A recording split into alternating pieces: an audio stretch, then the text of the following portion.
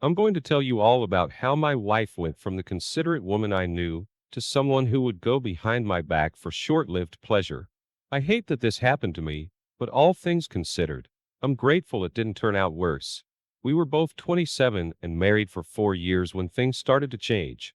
We decided to start trying to conceive a child, and she simultaneously decided to start a discreet relationship with our neighbor. Whenever we were leaving or coming to our apartment, we had to walk past his front door. We saw him in passing many times, but my wife never let her eyes stay on him too long. He was tall with dreadlocks, and I guess handsome, but I don't really want to say that. She went out to the car for something one night, and the next day, she started checking her phone a lot. I think she left a note on his car with her phone number. Besides checking her phone a lot, she was really jumpy and defensive. I mentioned that we were invited to a 4th of July barbecue that some of the neighbors were hosting. She stopped what she was doing and said she assumed I wouldn't want to go. I knew she was doing this because she wanted to go, hopefully without me there.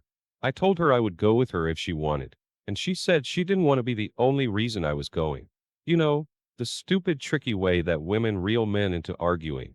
I put my hands up and said, "If you want to go, tell me when we're leaving," and walked away. At the 4th of July barbecue, the neighbor man we'll call Noper was there. I'm quite sure she was texting him at this point and told him she'd be there. He did a really good job of playing dumb, like he picked the chair next to my wife at random. It was like they both underestimated how observant I was. I already decided at this point that our relationship was in trouble, and if I couldn't reach her before she cheated on me, all hope was lost. We all chatted outside, over the music coming from someone's Bluetooth speaker.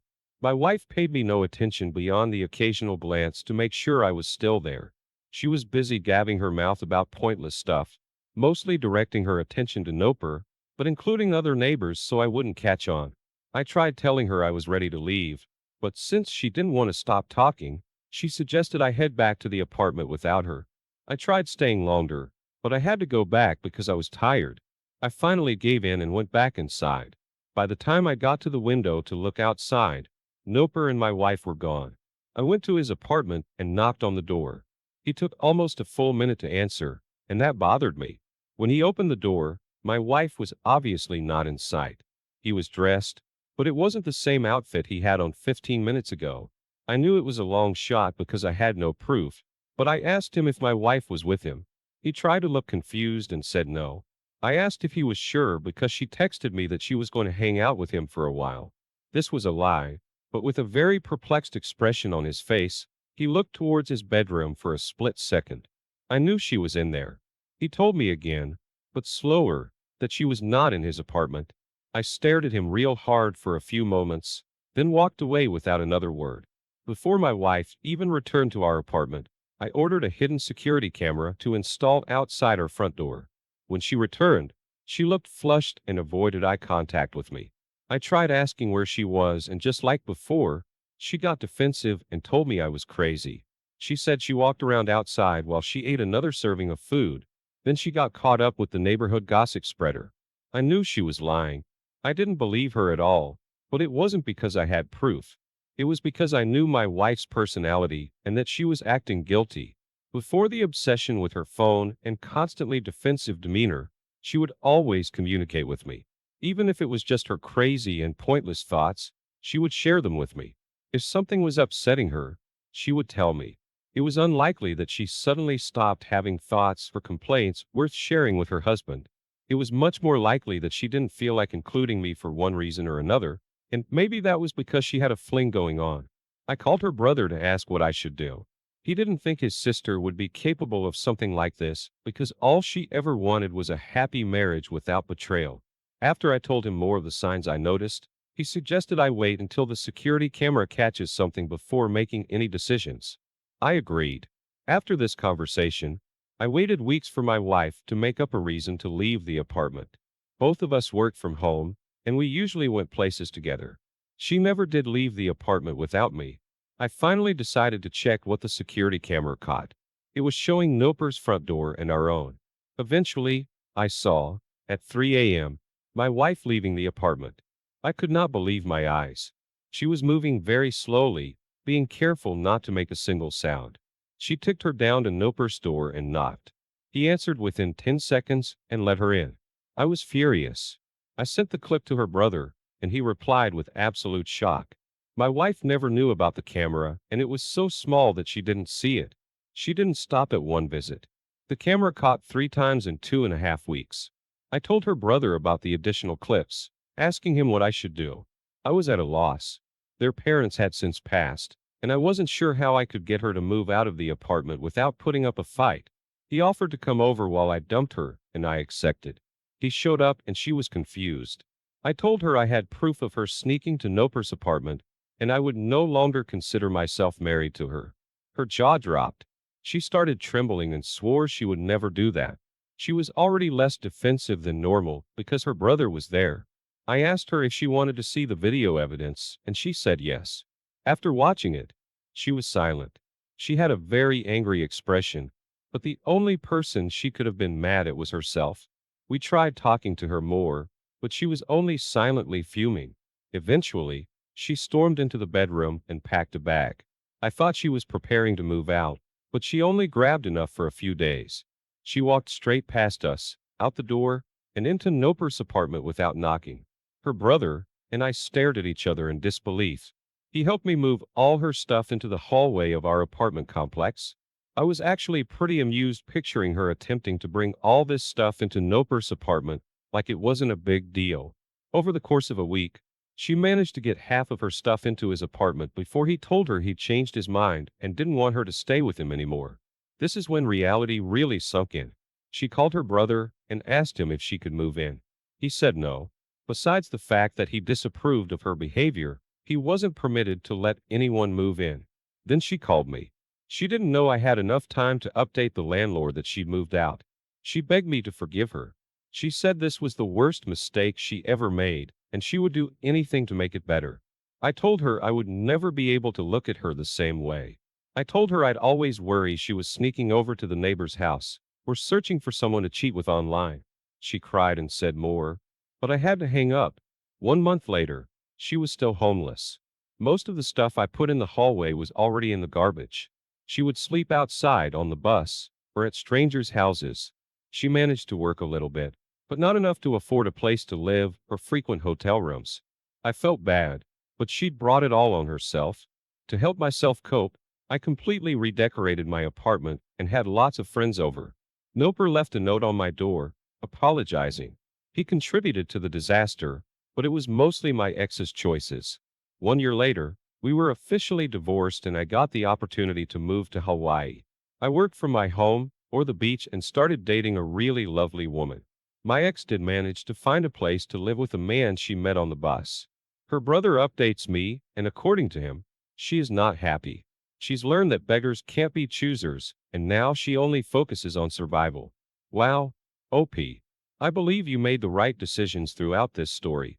You kept your cool while knocking on the door of your wife's lover, you installed a camera, contacted her brother when you weren't sure how to proceed, and updated the landlord in a timely manner. I'm relieved that she walked out under her own volition and could not return. It's such a relief you didn't conceive a child with her before all this happened. I can only hope she'll become more self-aware and consider the consequences of her actions. She knew what she was doing. Her behavior changed because of the guilt and anxiety she felt. When her worst fears were realized and she tried to get you back, you stuck with your decision and didn't give in. As difficult as it might have been, it was very wise. Thank you for sharing your story. I wish you all the best going forward. Now let's get into today's second story. I was married to my wife for 8 years when all this went down. I was 42 and she was 37. We had 3 black and white dachshunds. They were pretty much like our children. One day, when I arrived home from work, none of the dogs came to the door to greet me. That was very odd. Another thing that was very odd, my wife didn't come out to greet me either. I opened the room to our study and all 3 dogs came charging out. Why were they in our study with the door closed? Then the dogs gathered by our bedroom door, barking. The hair on my head was standing up at this point. I knew something was off. I tried to open the door, but it was locked. I thought I heard whispering and scuffling. I popped the lock with a toothpick from the kitchen and the dogs rushed in, sniffing around. My wife was sitting on our bed in her underwear with her laptop, but it was just starting to turn on. She looked at me like I was a ghost. The dogs then started growling at our closet door. I opened the door and found a man, standing there in nothing but sweatpants and looking terrified.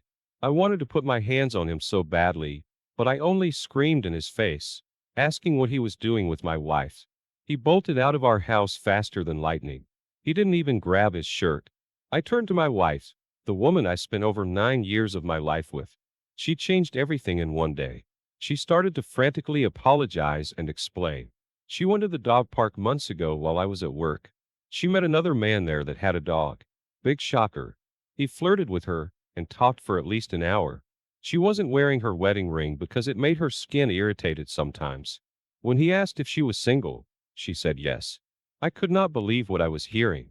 He asked her out and she said yes. They went on a few lunch dates while I was at work, which eventually gave my wife the courage to bring him here for sex. I spat in her face. It was the least she deserved after what she just told me. I asked her why she didn't go to his house. And get this, she said he lives with his mom, temporarily. What a winner. I told her to get out immediately and she just cried. She pleaded with me to reconsider divorce. She said separation is fine because I needed time to heal, but she needed me in her life and we could recover from this. I told her that she wouldn't be the judge of what I needed to do because she was no longer my partner as of this day. She let out a wail and started packing up her stuff. She was moving way too slow, so I started throwing her stuff out the window. She did not like that at all and picked up the pace. After she had her stuff together, she asked me where she was supposed to go. I laughed. Why didn't she think of this before cheating on me?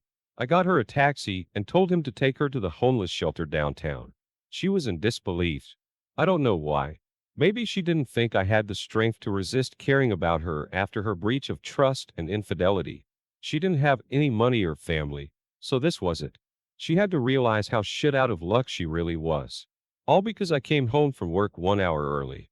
During the time she was gone, I felt really bad. I'm sure she felt worse, but it was different being in the house with the dogs. They looked at me like they wanted their mom. How excruciating. But the funny thing about life is that it's always changing. All living things change too, and adjust to change whether they're prepared or not. My dogs and I started to accept the new norm after just a few days. During that time, my ex begged me to come get her, but I eventually blocked her number. I needed this time apart to decide what the best course of action was. I filed for divorce after a few weeks of separation. I couldn't let her back into what was now my house. She'd let in another man, and it would never be the same to have her. During those 2 weeks, my ex told me she was staying with an old friend from high school who wanted to help her out. I then sent the divorce papers to that address, and since she was history, I was the owner of the house and dogs. There was no disputing it. So as devastating as it was to my wife, she brought it all on herself in exchange for a short fling with a dog owner that lived at his mom's house. I don't actually know where my ex is anymore.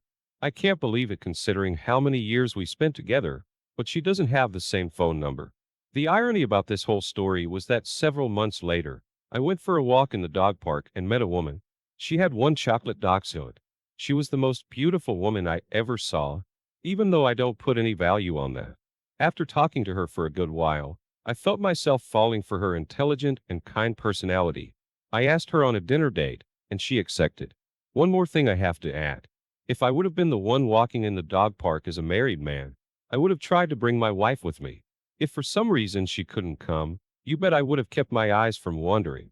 Before she cheated on me, I honored and respected my wife no matter where she was.